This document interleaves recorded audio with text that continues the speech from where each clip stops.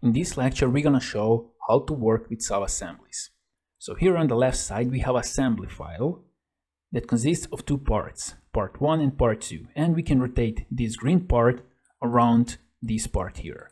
As well, here on the right side, we have also assembly, and this is our sub-assembly. As well, we can move this cylinder here. And now what we wanna do? Now we wanna insert this assembly into this assembly. So actually, this is our sub-assembly. So what is sub-assembly? Sub-assembly is assembly within another assembly, right? So we're gonna go to this assembly here, and now we're gonna insert the new assembly. How we insert a new assembly, actually our sub-assembly, the same way as we insert a part. So let's go to insert components, and insert component, and let's choose sub-assembly here, like this. And now here we want to define relations. So we're going to go with mate. And first we're going to go here. So we're going to make this one and this one concentric, like this. And now we're going to choose advanced mates.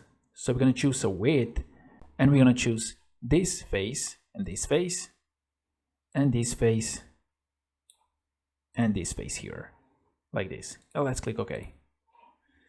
And now the last mate that we're gonna use is concentric relation between this hole and this hole here. So let's go to mate. Let's go with concentric. Let's choose this one and this one. And we have here an error. This is not possible. So why is that not possible? Well, here is one catch. Let's exit. So when you put a new assembly into assembly, SolidWorks treat that sub-assembly as a rigid assembly. And this is why you can't move this cylinder here, as you can see. You can't move it, because SolidWorks treats that sub-assembly as a rigid assembly. So in that case, you have to go to the sub-assembly that we have inserted, right-click, or you can just click on it, and here you have Make Sub-Assembly Flexible. So let's check this. And now let's try to move this cylinder. And now it's possible. So now if we go to mate, we can choose this hole and this hole here. Let's click OK, and now it's possible.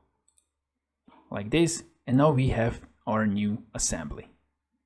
So when you put assembly into assembly file, always check Make Assembly Flexible.